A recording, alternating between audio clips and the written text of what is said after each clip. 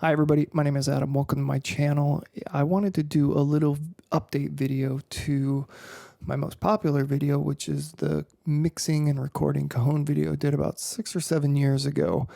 I had no idea the Cajon video would be as popular as it is, and even for the views that I have on my channel, but it's an older video, so I wanted to kind of do an update on what I'm actually doing now in the mix process for that. The recording side of things, where I'm setting the microphones that I'm using, is actually all the same, and you can go and watch that video up here. I'm going to post a link to that, so if you're interested in seeing how I'm using the microphones, go take a look at that video. If you're interested to see what my updates are on the mix session, then I'm going to show you all of that right now. I want to kind of preface a couple of things. One, we probably have about 10 Cajons at the studio, and they all sound vastly different from one another. So if you're not getting a sound that you're happy with the Cajon that you have, I highly recommend trying a variety of different ones. You can probably just go to the store, try some out, maybe even buy it and try it out, and then take it back, or get it off Amazon and then return it if you're not happy with it. But definitely try different Cajons. The Cajon I like the most is actually one that we've had for over 10 years, and they don't even make it anymore. It's by Meinl, and unfortunately, for whatever reason, they stopped production of it, and the one that they replaced it with actually is not as good. So the Cajon that I love, they unfortunately don't make, and we have 2 of them left, and I'm hoping that they just end up lasting forever. So let's just get right into the mix stuff. All right, so I've got my 3 Cajon tracks right here, and then I've got the aux track that they are routed to up here. And these are the plugins I have on all of them. I'm just going to highlight them, and everything else down here is nothing. So let's take a look at just the Cajon. We'll take a listen to that.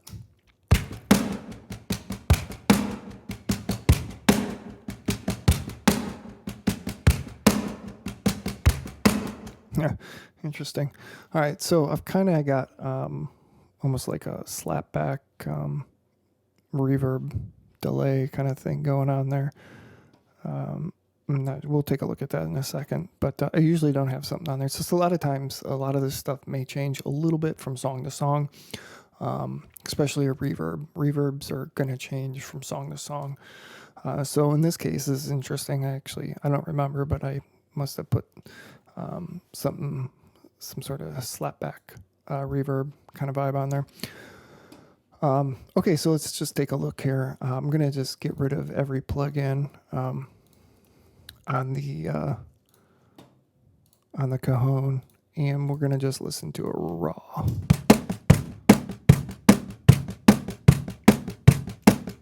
Okay, so it's pretty tight. It's got a nice it's got a good sound. I like this Cajon a lot that we record with. So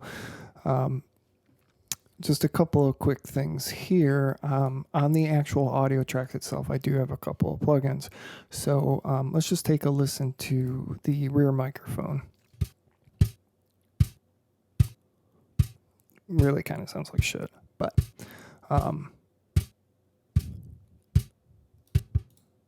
this is with the plugins on, and you can see really all I'm doing is rolling off a lot of the high end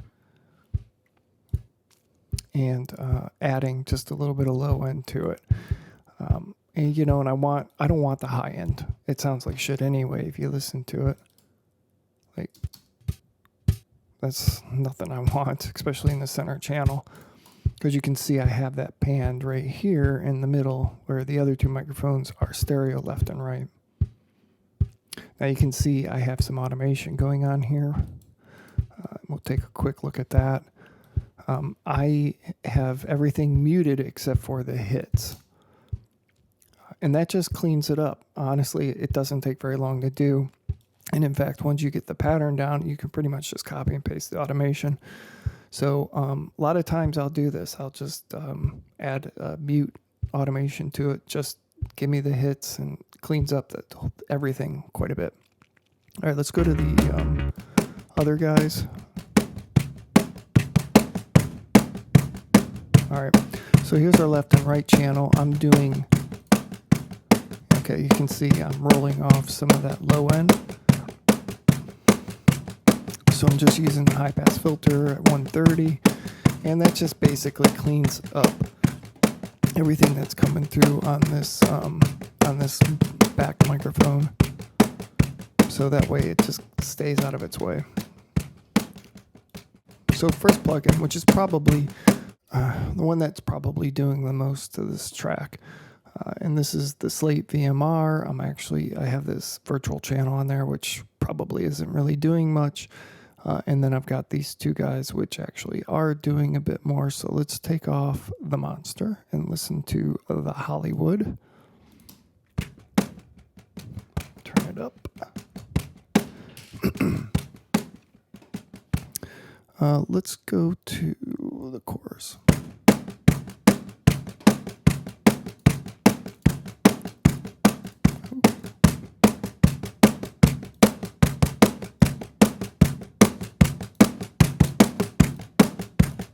So this is adding a little bit of edge. I've only got this at 40%. Yeah, so I'm adding a little saturation, a little harmonic distortion, just a little bit of color to it. Okay, so this next one is the Monster, which this plugin's pretty cool. It's pretty powerful. It definitely does a lot. So let's take a listen to that.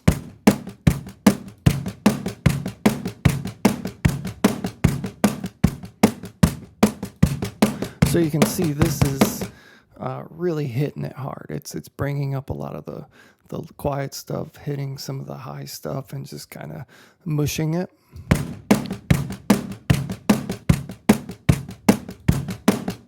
So it's hitting a lot of the transients and it's kind of evening everything out. So I've got this set at 45%. Just kind of setting it attack at 1, release at 7. You can see I actually started with a preset of drum overheads. So I'm hitting this about 7 dBs.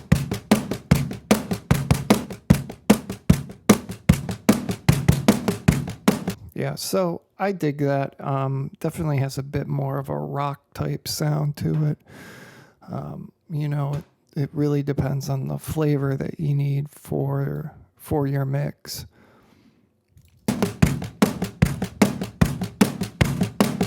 This is up at 100.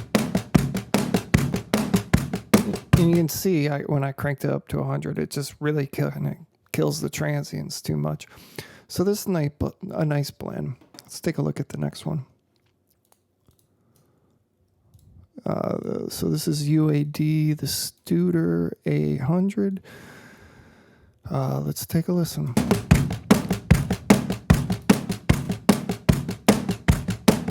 Well, I wasn't really expecting this to do that much. So it sounds like it's just kind of raising it a little bit in loudness, but also adding some low end, which is kind of nice.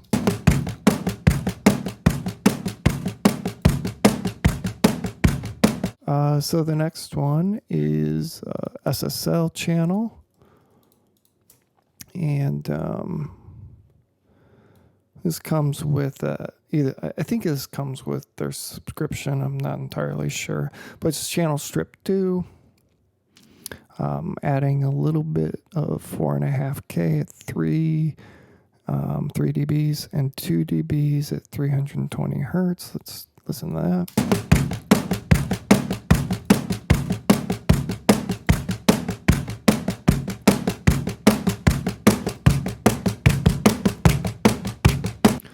And then the Q10 equalizer. So I'm just doing a little bit of notching here for the most part. A little bit, 7.5 dBs, 151 hertz. Let's take a listen.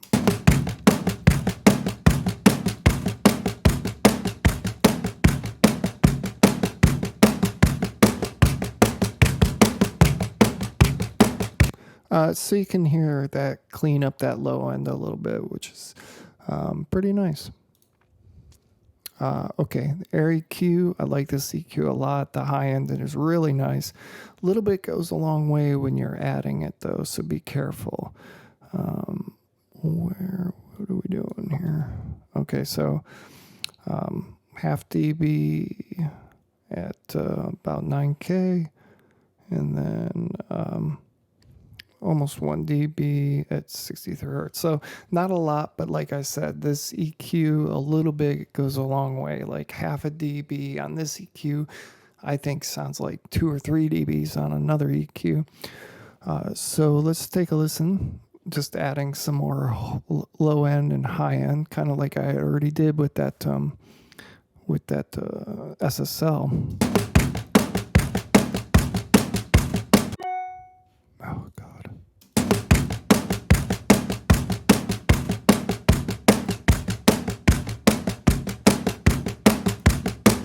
A little subtle, but the high end, if you listen to the high end,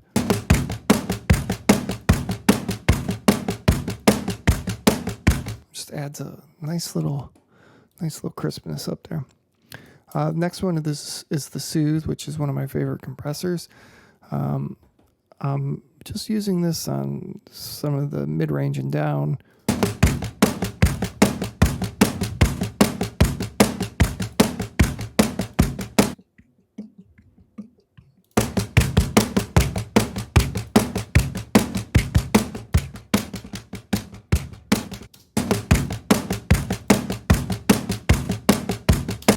Very subtle. And then Fresh Air. What is this? Oh, Slate right here. Okay. So this is in the Slate bundle as well. It's just adding some high end. Let's take a listen. Oh, wow.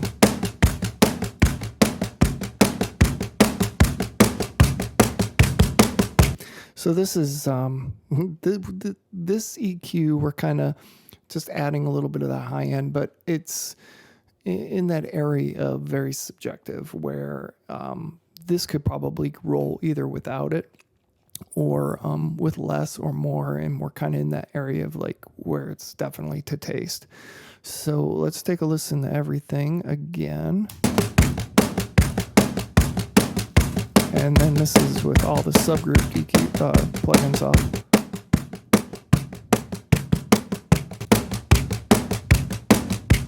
So totally different Cajon after the plugins are put in. All right, now let's just take a listen to some of the reverb, what we're doing there.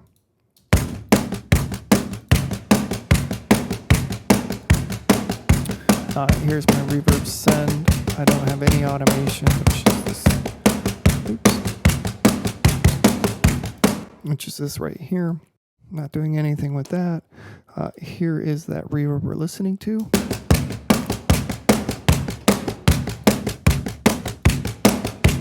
So on and off. Kind of a bigger room, even though the settings, it sounds a little bit bigger because it's a percussive instrument, but here's the settings. And this reverb is the 2C Audio Breeze, and it's a really great sounding reverb. I'm going to do a reverb video coming up pretty soon on some of the most reverbs the plugins that I use the most for reverbs.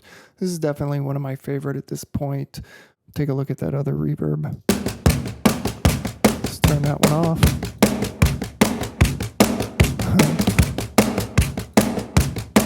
Oh yeah, so a lot of this is coming too because I'm automating just these snare hits.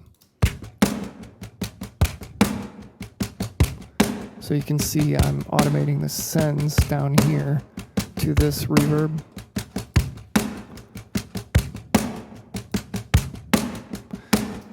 And the reason that has that sound is because of this pre-delay, which is at 51.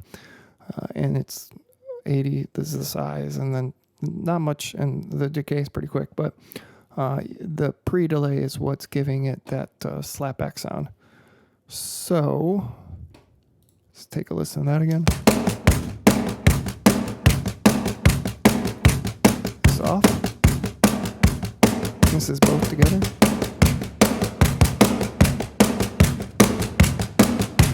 So it's really just kind of adding a little bit of flavor to the snare, especially over this song because it's very driving, very rockish sounding, a lot going on. So you can kind of play around with stuff like that. Yeah, and I think that does it for all of my updated for the plugins on my Cajon. So hopefully that was helpful. Like the video if you liked it. Give me a thumbs down if you didn't like it. So thanks for watching.